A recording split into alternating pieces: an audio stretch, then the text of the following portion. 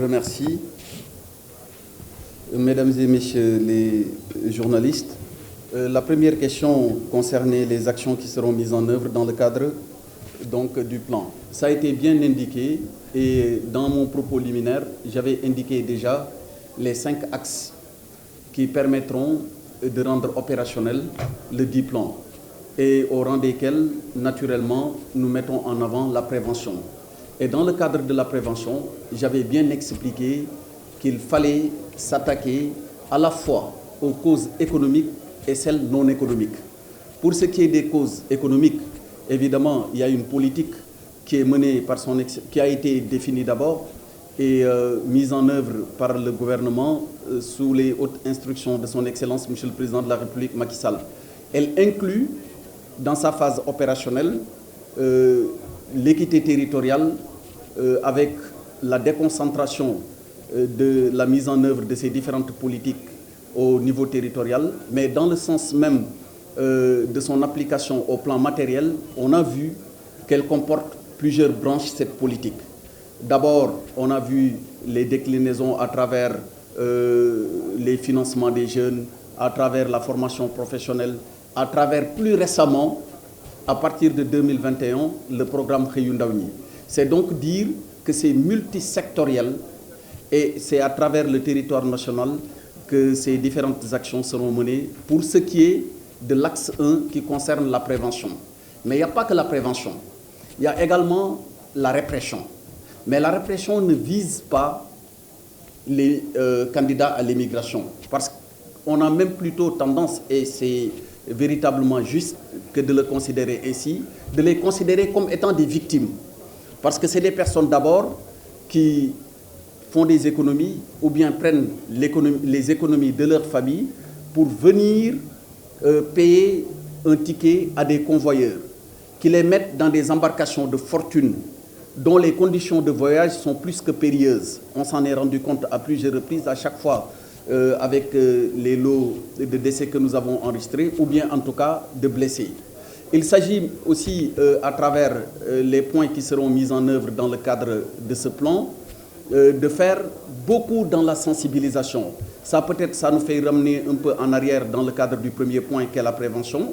Et pour passer au troisième point directement, il s'agira aussi d'accompagner les migrants au retour dans les actions qui seront mises en œuvre et coordonnées par le SILEC.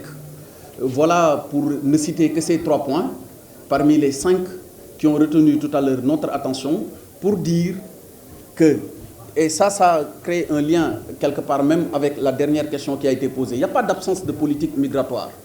Quelqu'un l'a dit tantôt dans le cadre de sa question, nous avons connu un document qui a été élaboré déjà en 2018 dans le cadre du PSE par à l'époque ce qui s'appelait le ministère de l'économie, des finances, du plan et de la coopération.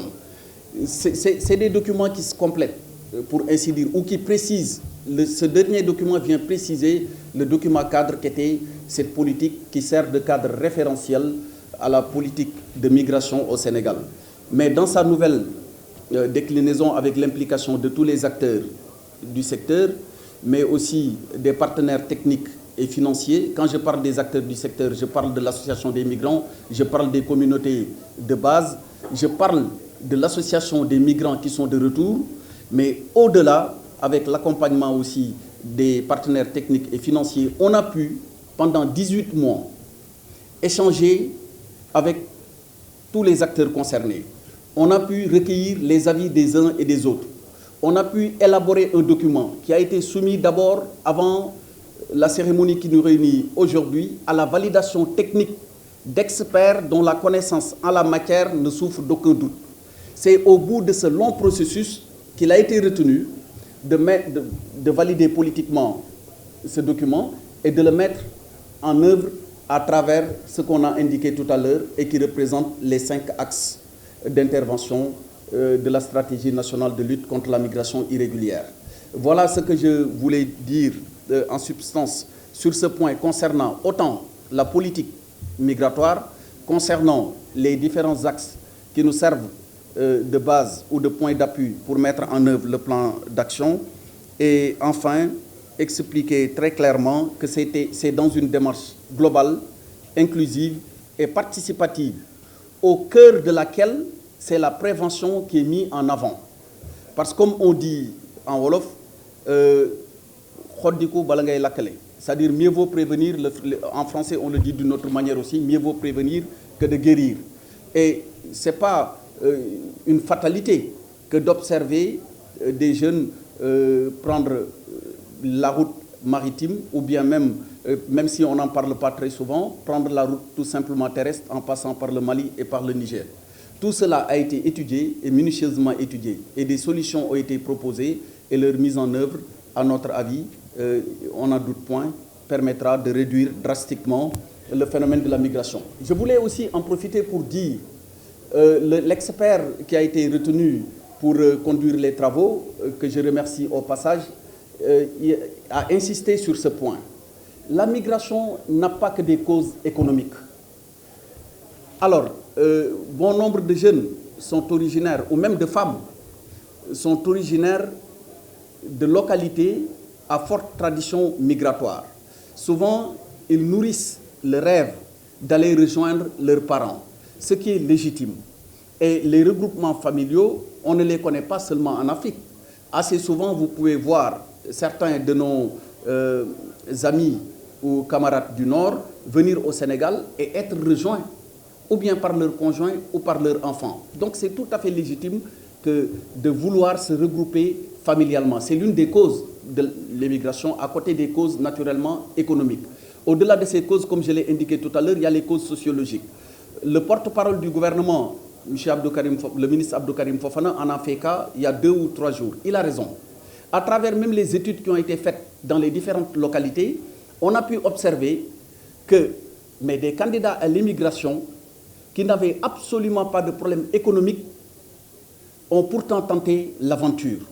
On a vu des jeunes vendre, on a vu un jeune vendre sa boutique, toute sa boutique, pour aller prendre une partie du prix et vouloir financer son voyage. On a vu un autre jeune du côté de Rufisque tenir une activité économique très rentable qui lui permettait de prendre en charge correctement les besoins de sa famille, mais laisser tomber cette activité de débiterie pour aller tenter l'aventure. On a vu un autre jeune du côté de Mbour, un menuisier cette fois-ci, mais qui a une activité qui était aussi très rentable, une activité qui marchait très bien, avec laquelle il entretenait très bien sa famille, payer pour lui, payer pour 2 de ses amis, laisser une dépense quotidienne de 6 mois pour tenter l'aventure. C'est donc dire qu'il ne s'agit pas que d'un problème économique, de nature économique. Et tout à l'heure, j'ai échangé avec le ministre en charge des Sénégalais à l'extérieur. Au besoin, elle pourra y revenir. Elle revient tout fraîchement de Dakhla hier soir. Elle a visité un centre où étaient des Sénégalais en partance pour l'Europe.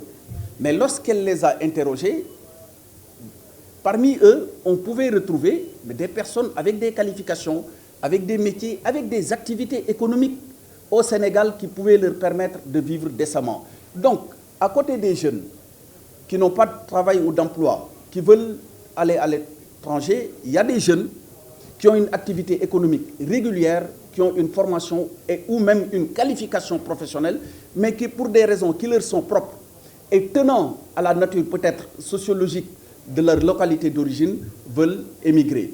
Et pour ces jeunes-là, nous leur disons qu'il est possible de partir, et même pour les autres. Mais dans tous les cas, ça doit être encadré et ça doit se faire dans un cadre légal, mais qui ne présente pas de danger pour leur intégrité physique, encore moins pour leur vie.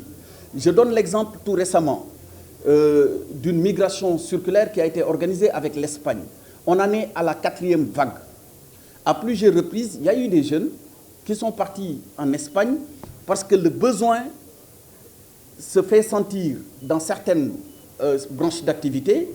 Ils sont sélectionnés à la suite donc d'un appel à candidature, et c'était sous l'égide tout récemment du ministère de la Jeunesse en rapport avec le ministre des Sénégalais de l'extérieur.